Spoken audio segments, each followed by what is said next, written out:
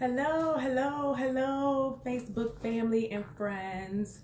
I wanted to kind of just take a moment to come out here and jump on Facebook Live to hopefully provide some information and resources and tools that can provide some help and assistance to us during these very interesting moments in time. And so, um, I was having a conversation with a friend the other day, and we were talking about how it's some interesting times right now, and there's a lot of people who are not working. There's a lot of entrepreneurs and solopreneurs, small business owners who are out here with either not working or limited amount of volume and activity. So it can be a little challenging right now. And so I wanted to just come out and address and deal with this interesting time that we're dealing with. Some of you may know me as being a realtor, a real estate investor, or things of that nature, but I'm also a financial advisor. I've been in the financial industry for over 20 years. I'm a financial advisor, and I work with clients primarily on financial planning. And so a lot of people think, well, first I need to get some money before I can go out and, have somebody help me advise me. And that's actually a misnomer. It's not true. What you really want to do is, no matter what income level you are at, you always want to work with or deal with a financial advisor. And so you'll see me kind of leaning in time to time. I definitely want to reach out and say hey and wave to the people who are checking in. So thank you for checking in with me today. And so financial planning is really more about creating a roadmap about where you are now and where you want to be in the future. And, it just kind of came across me right now that while we're in this pandemic and we're dealing with all of this crisis, that right now is the time. Right now is the time to sit down and take a look at where I am financially, what are all my expenses and my responsibilities are, what income I do or don't have, and so that you can be a little bit more strategic about how to deal with it. Financial planning is about not living from paycheck to paycheck. You want to be able to sit down and put things in place so that you can weather the storm for times just like now. And so what I really want to do is really just kind of share a couple tips and rules of thumb. So primarily when we're talking about financial planning, think about it like this. Think about all of your income in terms of $1, okay? Like you have $1. And what you really do is want to break down, how do I divide my responsibilities in this $1? The power of that is that no matter how many more dollars you get, it's based upon those percentages or those categories. So for example, rule of thumb, you don't want to spend more than 28 cents of that $1 on housing. So whether that housing is rent, paying your mortgage, you only want to spend 28 cents of that $1. So if your economic level is that you have $50,000 a year, then 28 cents of that should go to housing. If you make more money, then you can have more housing or adjust accordingly. But that's one rule of thumb. Another one is basically 12%. So if you break it down, 12 cents goes towards your debts and other creditors, like your credit cards and your student loans. You want to have 8 to 10 cents goes towards a car note. Now, sometimes you got to break that down a little bit. I feel like, you shouldn't have a car note over $600 a month if your salary is $50,000 or $60,000. That's really exorbitant. But again, to keep it to the rule of thumb, if you have anywhere from 8 to 10 cents of your income, or of that $1 going to your automobile, and then you want 10 cents to go towards long-term savings. And that's like your retirement plan, your 401k. If you're self-employed, you got to find some tool or something out there that you can use to, allocate for retirement. And then, this is the Tiffany's rule of thumb, another 5% for short-term savings. And short-term savings are those things that you are looking to want to, in the future, you want to put down maybe on an investment property or vacation or something more extravagant or something of that nature. So if you add all of that up, that's basically 65 cents. And most money managers or even when they're looking at lending criteria, you want to keep your responsibilities to less than 60%, 65% of all of your debts allocated to something, because then that leaves you basically 35 to 40 cents for the miscellaneous things in life. The getting your hair done, clothing, your utilities, childcare, vacations, things of that nature. So you don't, and this goes to the thing is that you don't want to spend everything you make. You don't want to spend every dollar you have. You want to be able to prepare and be able to save for various things.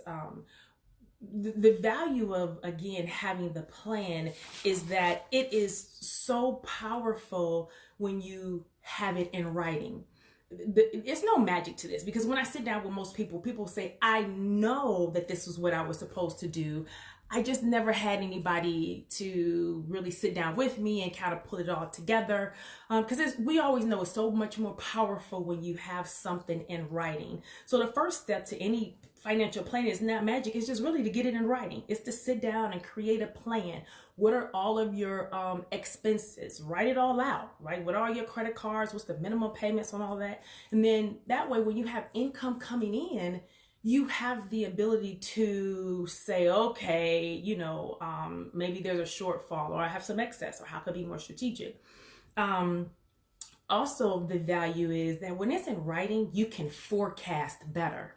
You can kind of see what's going on. Like right now, I get it. I understand who are these small business owners and entrepreneurs, or people who work in waiters or waitresses where they're living off of tips, right? And so if you don't have that coming in, you're like, oh, I realize that 30 days or how about 2 weeks from now, there's obligations I'm not going to be able to make, but when you have it in writing, you can kind of foresee when some things are coming, in the back of your mind, like, listen, I know I have X amount of dollars that I need to be able to cover. You want to be able to make sure that as it's in writing, it's not necessarily just floating around in your head. You can add more value. You can see it better that way. So one of the things that I want to be able to offer is I will be jumping out here probably about once a week, because I do have to still get out here and do some things. There's transactions that are going on in the industry still. And so, but I just felt compelled to come out and provide some information about how to weather this storm a little bit. A couple other tips. Right now, contact all 3 credit bureaus right now and ask them to suspend reporting on your credit report, okay? Now, they say that there's some mandates that they're automatically doing it. I wouldn't wait for a mandate. The power of being financially successful is about being proactive. And so this is one of those things, I wouldn't react and wait till what's going to happen. I would be proactive. Call the 3 credit bureaus. And even if you're going to be okay, just err on the side of caution. Also, if you're one of these persons who are having some restricted income at the moment, call your creditors. Okay. I'm going to say this 3 more times. Call your creditors. Again, with me, everybody. Call your creditors. There's so much more power when you call them and say, hey, it's a tough time right now. I'm not able to make this payment. What is it that you can do for me? How can you help me? There's a lot of tools that are out there that they can help you. And some of them might do something like, maybe put your payments on the back or whatever. But whatever it is that is when you're proactive and you're reaching out and you're saying, I need help, they will provide assistance and resources to help you. You don't want to wait for what the government said or whatever information that is out here. You want to be proactive and you want to take that under your own control. Lastly, I would say I'm here, and I'll wait for a moment. If you have any questions, just give me one more second. You could definitely ask a few of those questions. Is that if it's not me, some person to help you sit down and create a budget, a plan. Even though I'm a financial advisor, am not my own advisor, because the essence of it is to have somebody who's going to help hold you accountable, someone who's going to give you additional resources and tools to help you navigate, and sometimes somebody to help get you out of your head. Because like me, I would try to overanalyze, like, okay, I won't do this, but I'll go do this. No, you really want to have somebody that's there to help you, to hold you accountable during these times. And so it's not really a magic secret. I'm not here to talk to people about how to make money. I'm not here to, I can brainstorm on some other creative ways and, of that nature. But the goal is to find a way to maximize and manage what you currently have. Because imagine if you did reach out to those creditors and they did give you let's say a 2 or 3 month deferral where you don't have to make those payments. Maybe in the crunch, it can help you pay your mortgage or your additional grocery bills, because the kids at home all day and so they're eating nonstop, right? Or you take that and you save it, right? There is power in savings. And I'm going to come back with another one to talk about how, unfortunately, in interesting times like this, that if you have savings, if you have cash, just a little bit can take a long way. So those are my tidbits. I'm here to help. If you reach out to me, I would be willing to help you create the financial plan, or refer you to some other people, or help you create a budget.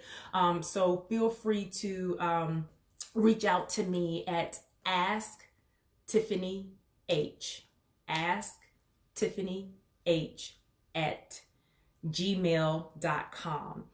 If you would please do me another favor, if you would like my business page, Facebook page, which is AskTiffanyH, as well as follow me on Twitter and Instagram at ask_TiffanyH. Again, that's ask_TiffanyH on Instagram and Twitter. I will be alternating between Facebook and Instagram, doing some of these information sessions, and lives out here. And so I'm gonna hang out for a few moments. If I see everybody strolling, thank you so much for joining me. If you have any questions that you want to ask me, please feel free. I'm gonna hang on for a couple minutes. And again, if you feel more private, again, just shoot me an email at AskTiffanyH at gmail.com. AskTiffanyH at gmail.com. So if you have any questions, I know somebody might be typing something up, so I'll give it another second. But as always, remember, I'm here to help. AskTiffanyH. And during this, I'm going to put the same notices that everybody else is out here. Please wash your hands. Please don't touch your face, your eyes, your nose, your ears. As best you can, try to stay home. If you are an essential service provider, definitely understand. I know that as in the real estate aspect, I am still needing to help some of my clients as they're in the buying or selling process. So we got to finish some of those transactions, home inspections and things of that nature. But I'm very diligent. I still have my NAST before they all sold out. So if you have any questions or need anything, please feel free to reach out to me. And as always, I'm here to help. AskTiffanyH. Thank you for checking in with me. You have a great day. Bye-bye.